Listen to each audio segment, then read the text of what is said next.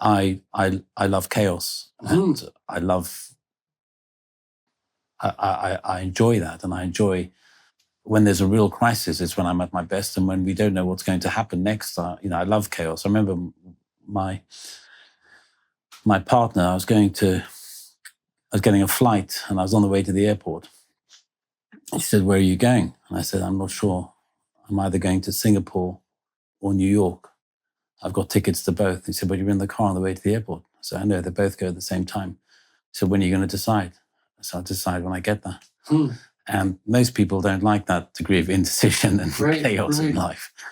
But I had a rucksack and I could go to either, but that's where I thrive. Well, so that's interesting too, that you are able to, it seems to me that the fact that you're able to do that is associated with this default presupposition that your parents helped instill and support in you, which is that, well, you can do it.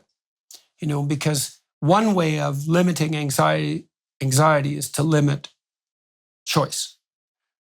Zero choice, generally speaking, zero anxiety, because there's no conflict.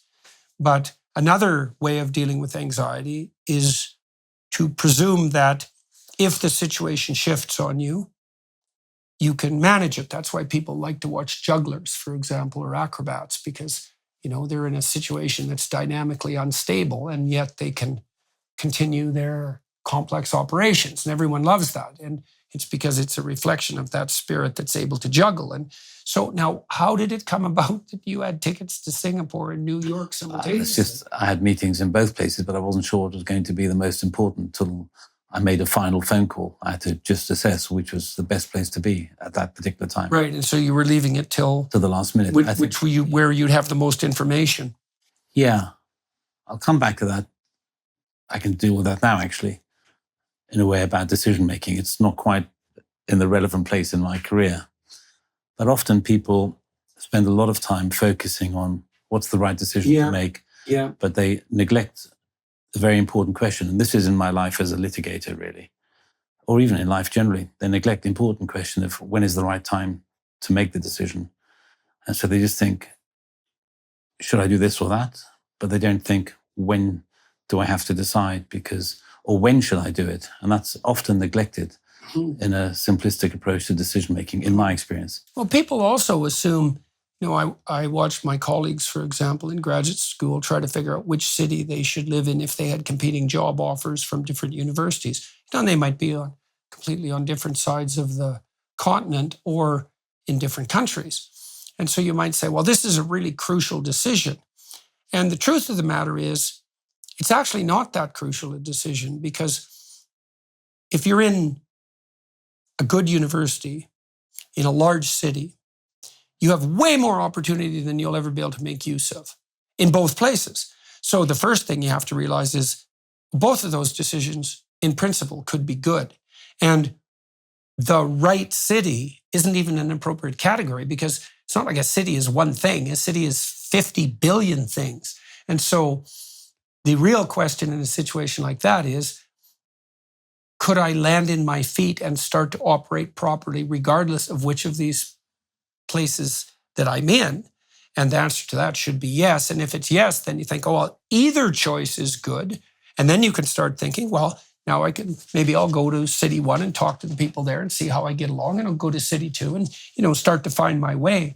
But people often are under the misapprehension that they come to these important inflection points in their life, like which city, and that's going to determine the entire course of their life. And it does, insofar as geographical locale is one thing rather than another. But if it's a choice between immensely productive options, then there's no sacrifice in the choice. There's just a choice between different banquets. That's a good way of thinking. Exactly. But even if there is a sacrifice, you'd have to ask yourself, when do I have to make this decision? Is it now? Because people feel the pressure of making it soon as they say, well, I don't have to decide until the 31st of March. Between now and then, I'll just think about it and then I'll decide. That's what I'm saying. But people often force themselves to make a decision before they have to. People who work with me or for me get frustrated because they say, are we doing this or that? And I say, when do I have to decide? And often, because I leave things up in the air, like the juggler you're talking about, it gets very frustrating because people like to have an ordered, they like to know what they're going to do, but I like to leave things. You don't mind the uncertainty. Well, I like the uncertainty. I used to tell, I had many undergraduates who, for example, they didn't know whether they wanted to go to medicine or to clinical psychology. And so I'd say, well, apply to both. Make 20 applications to both. And maybe you don't even have a choice because you get accepted to psychology and not medicine. End of problem. Or the problem will become more acute when you actually realize that you didn't get into medicine and that's what you wanted, but that'll snap into focus. But you can pursue it. But then let's say, well, now you have 3 offers from a clinical program and 3 offers from a medical program. It's like, okay, now you have 6 decisions to make. And now you can go to each of these places and investigate them, and you're going to gather way more information. And then by the time you need to make the decision, which could be as late as possible, you're going to be much more informed. And so that's another problem with making a premature decision, is that my advice to my students and my clients was always, don't close the door before it's necessary to close the door, because you're not maximally informed at that point. And also, you don't have to accept that temptation to prematurely foreclose, right? To deal with that anxiety. It's not a good way of dealing with it.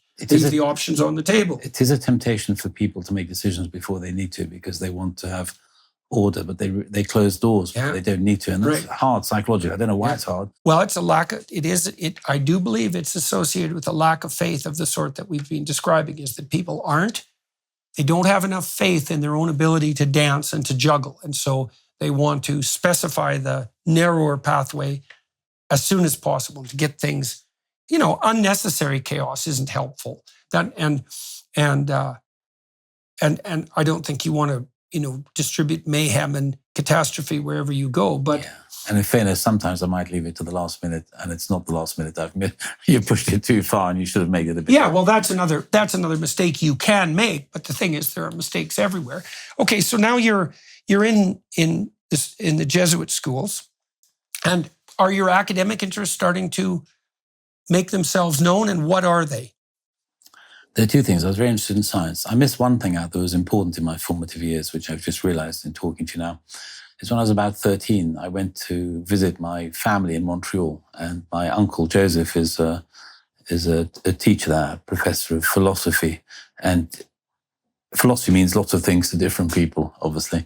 He did what's called in England European philosophy, because the English philosophy or Anglo-American philosophy tends to be quite dry and logical, and to do with, Wittgenstein and Bertrand Russell, which I also like. So he did Sartre and other people. And at the age of 13, he spoke to me a lot and really influenced me, and persuaded me to read Descartes' Meditations and Discourse, which is a really important thing for me. As you probably know, they're about skepticism and what you can know for certain. And he challenges all the assumptions you have. And that was an important thing for me. Why?